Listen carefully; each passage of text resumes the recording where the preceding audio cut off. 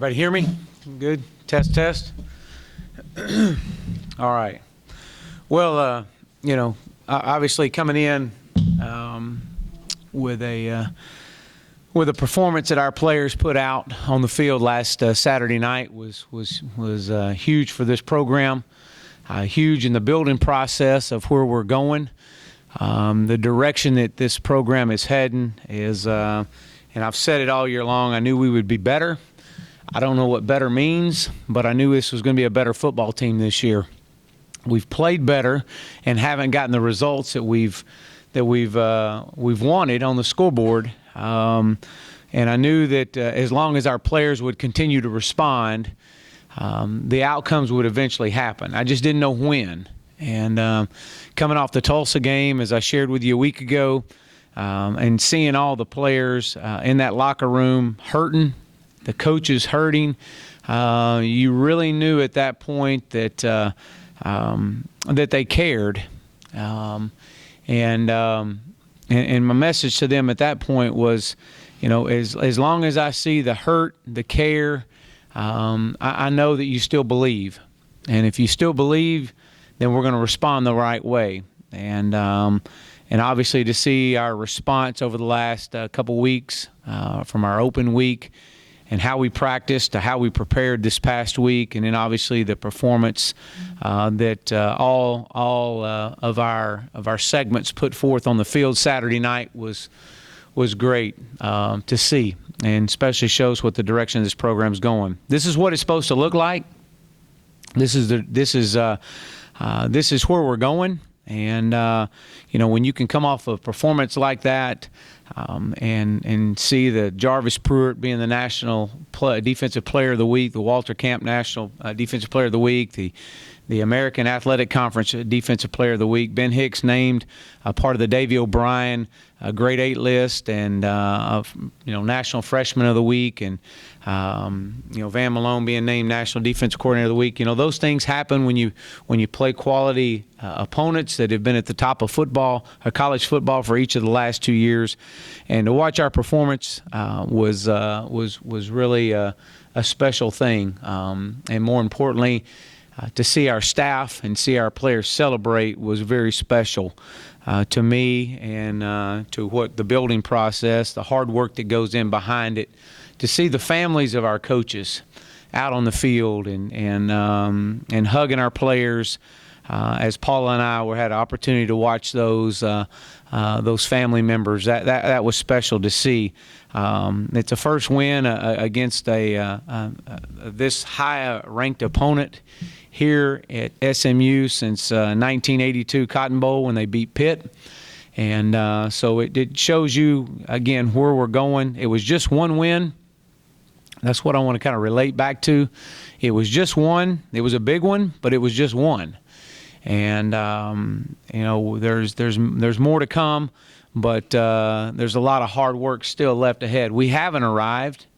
We're a long way from that. There's a lot of things we could have done better, but to see the validation of the hard work getting paid off, with over 500 recruits here on campus and their family members, in an environment that we had, our student body being able to witness a historic moment in this program since 1982. It was definitely special, and I think it'll just generate momentum. It'll generate excitement for this program. It's great for the city of Dallas, which we take great pride in being a part of, as we build this program and as we continue to change the culture. I do want to go back and say we haven't arrived. Our record's 3-4. We're 1-2 in conference play. We've got an opponent this week that's much improved, and we'll talk about that. But this is definitely a step in the right direction as we go into this week and turn the page Sunday night on Tulane. Again, very well coached. Coach Fritz has done an outstanding job there in his short time. He's trying to build something special, changing the culture there at Tulane. He's very well respected in this business. He's been around, he's won, and he's won big. but he's taken over a team that has got a lot of the same guys back from last year. They're playing much, much better defensively. Offensively, they're a triple option offense that's continuing to put their system in. They got a quarterback that's an extremely good runner, and two running backs that are tops in our conference, in the top part of our conference in rushing. They challenge you with shifts and motions and movements, and you've got to do a great job of adjusting from a defensive standpoint. You got to do a great job of communicating and playing option responsibility football, which can be difficult. You don't see that very often. We see it against Navy, but they're a triple option out of the shotgun. So you'll see different things out of them. They had over 300-plus yards rushing against Tulsa. And we've got to do a great job of tackling in space. From their defense, they're playing exceptionally hard. They're very active up front. They run really, really well on the back end. They're very athletic. They got a lot of speed. And, again, 9 returning starters off a defensive unit that is getting better every week and has been the best part of their football team up until the last few weeks, and to where their offenses really came on. And so they're playing really well both on the offense and defensive side of the ball. But so we've got our work cut out for us. It is about the SMU Mustangs. I will say that, and how we respond to this week. And the challenge is to be 1-0 today, and only today. And that's how we're going to approach this next opponent. So with that, I'll open up for questions.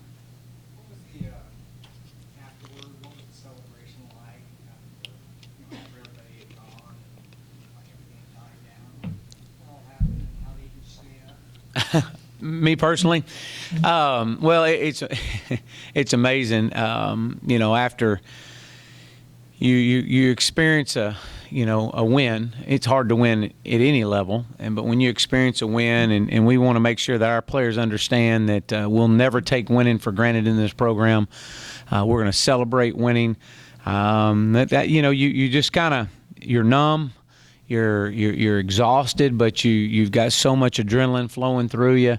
You don't know what to do. You just sit down and you talk and you laugh and you cherish those moments, especially over the 19 games we've all been a part of. We cherish those moments as we build this program from the ground floor up. And I shared this with our staff and our players on Sunday. Asked them raise their hand if they got less sleep that Saturday night than they've gotten in a long time, but felt a lot better. And so I think sleep must be overrated, and because I felt better on Sunday and I slept less. The drive to work on Sunday was a lot nicer. The air was a lot clearer, and the food tasted better, and that's what happens. And but I did. I think I wound up going to sleep about 3:30 or 4, and just to kind of unwind a little bit. And it really hits you probably Sunday night. You kind of start dragging a little bit, and it all catches up to you. And that's why I love our schedule and the way we have it laid out. It gives us an opportunity as coaches to kind of hit the refresh button and get back in here on Monday. So.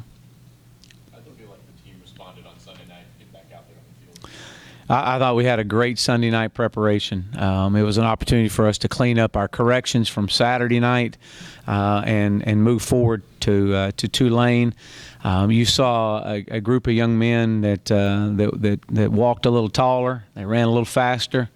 They had a spring in their step. They were eager to get back out on the field to be around each other. I think that was probably the most unique thing that I saw. They couldn't wait to get back to be around each other. This is a close football team, and as they grow closer, with both the ups and downs that a season brings, you got to sense that. And so I thought they did a great job Sunday, flipping the script and moving to the next opponent.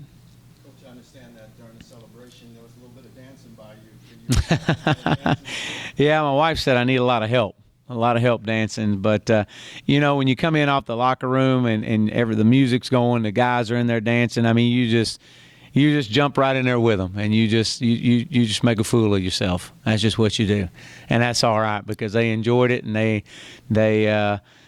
they were having fun. They saw that we as a staff were having fun, and again, that's part of it. That's part of the growing, and you have fun together, and the memories that those guys will have out of that locker room that night, they'll never forget. And I want to make sure they don't forget it. And so it was fun. It was fun, and you just you live for those moments, and you cherish those moments. And I mean, it hasn't been done around here since 1982. And so, you keep building on it, and you say, this is what it looks like, and this is where we want to get to. And in order to do that, you've got to attack your preparation every day. A 2-week break can go both ways. Can you talk about the fine line that's there when you have a bye week coming off a tough loss? How you were able to galvanize everybody? Yeah, you know what, you it's all in how you manage your practice during your open week, and like I said, we don't give any days off. We may not practice, but there's always something that we're doing from a mental conditioning standpoint. So I thought our staff and our players handled the open week. We practiced 4 straight days. 2 of those 4 were in full pads, full tackle, going to the ground, going back to technique. And let me back up prior to that because this is something that doesn't need to go unnoticed. I mean, prior to that week, we played Tulsa, and we played them on a Friday night, and Tulsa was on an open week, and we played in Philadelphia, and got back here late, and had to turn around and play a short week. And so that getting into that open week was our guys were needing that, but we played, again, we played well against Tulsa. We just made a couple of mistakes and had a couple of drops that I think could have changed the outcome of the game. But needless to say, our guys were as we moved into the open week off of that, I thought that this was a critical time for this football team, is what I really thought. I thought that the way we responded coming out for that open week would determine the direction that we would head for this season. And they responded the right way. Through the course of the season, you never practice 4 straight days. I mean, where you're really grinding 4 straight days. Well, we grinded them pretty hard those 4 straight days of that open week, and then we gave them some mental conditioning days, and we're back in here for a normal week. So I thought it was well, as much needed, and our players were ready to go. You mentioned some of the things you wanted to clean up on Sunday. When you watched the film, over a couple of things that you wanted to emphasize when you were better. Oh, well, I thought that we had a couple of missed assignments. And the offense side of the ball, we had a few breakdowns up front on a couple of occasions. I thought we could have got a few extra yards out of. Defensively, again, there was a time, we allowed the one long drive that the third down, they had 2 third and long conversions. I thought we could have done better in that regard. We had a couple penalties in our special teams unit that negated a good return, which is a battle of field position for that ball game. But so those are things, but you have those every week, and you go back in and you look at the overall plan and you say, well, okay, could we have done a better job in some areas? And you always could. As a coach, you're always looking to improve yourself and improve our preparation for game planning. And there's a few things we could have done a little bit better, but overall, our guys knew the plan. They knew how to execute the plan, and that's really, it doesn't matter if you run 1 play or 21 plays. If you run them efficiently and effective and you're able to execute, you got a chance to be successful. We were able to do that. We created 2 turnovers, and really, I mean, we turned the ball over the one time, and they have to go 10 yards to score. Otherwise, they only had 1 really long drive, and that was it. And so those are things a true freshman, he's going to make mistakes, and he couldn't quite secure the football, and it led to points. And but those are things you got to get better at. Anyone else? When you have a defense that plays as aggressively as you guys have played, are penalties going to come because of that, simply because you're trying to script the ball more and taking more risks? Yeah, that's the one thing we don't want to take away from our players is the aggressiveness. And when that happens, you do. There are times that penalties happen because you're playing extremely aggressive. And as a coach, you look at it and you try to figure out what could we have done better. I mean, is there anything you could have changed to prevent a penalty? But overall, we do not want to take the aggression out of them. The way you take the aggression out of a player is you require him to think. You want him to play. If they have to go out there and think about what they're doing and process it, it slows them down, takes the aggression away. So they have to know the plan. And in order to know the plan, they've got to do their job of executing the preparation that is required to perform at an elite level, at a high level, to where we want this program on a weekly basis, not a one-time basis, on a weekly basis. And so, it's all about these guys attacking their preparation every day. Every day they're here, and not just what's required of them, because the NCAA gives us so many hours a week. It's above and beyond what's required of them, and it's a belief. It really is. It's a belief, and when the guys believe, they want to be around. They want to prepare better. They want to they want to be a part of the game planning, and they want to know what can we do as a player better on the field and off the field to make them and make this university well respected across the country. And I think we're heading in the right direction. The offensive line is very strong. Mustangs again. Really, the whole first half they dominated. Yeah. Talk about Yeah, and I'm going to go back. Let's go back to the Temple game to where they didn't play very well, and Coach Fry is just as disappointed, and Coach Craddock as anybody. And our challenge to them was, they've got to step their game up. They got to step up how they prepare above and beyond what we ask of them. And they performed much better against Tulsa. Giving up no sacks, and then to come out against a defense that was ranked in the top 10, 15 in the country, and what I thought was one of the best defensive fronts in that we've seen since I've been here, and to watch our offensive line, Coach Fry, Coach Craddock, Coach Sorrells, those guys had a great plan to protect Ben Hicks. And we knew if we could protect Ben was getting better. Ben has gotten better the last 3 weeks. And just his ability to protect the football has been monumental for our offensive success each of the last 2 weeks. But I thought Coach Craddock had a great plan. Our offensive staff put a great plan together. Our players knew the plan, and it starts up front. And Dustin Fry, and how he prepared our offensive line, and the great pride that they have taken over the challenge that they've had several weeks ago is really showing, and it all starts with their preparation and how important it is to them. And again, we're going to get them at practice, we're going to get them in meetings, but that's not enough. That's not enough. Not to get to where we want to be at in this program, and so. It's important that we continue to build off of the success that we've had in our offensive line each of the last 2 weeks, and especially this past week. It was great to see Braden West have a big night.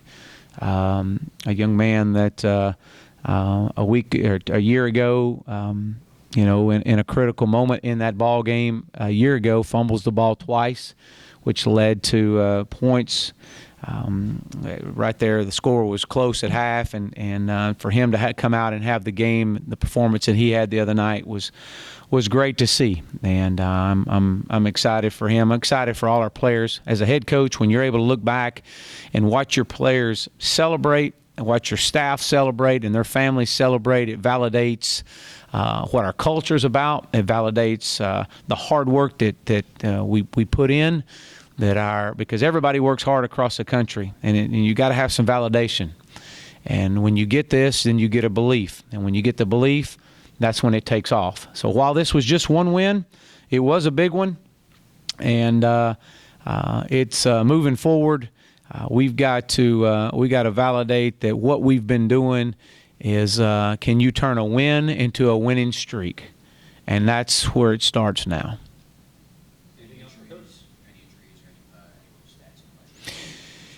Yeah, no, not really. We've got a few guys that'll be limited in practice, but I believe everybody will play for the most part. I don't see anybody not playing right now.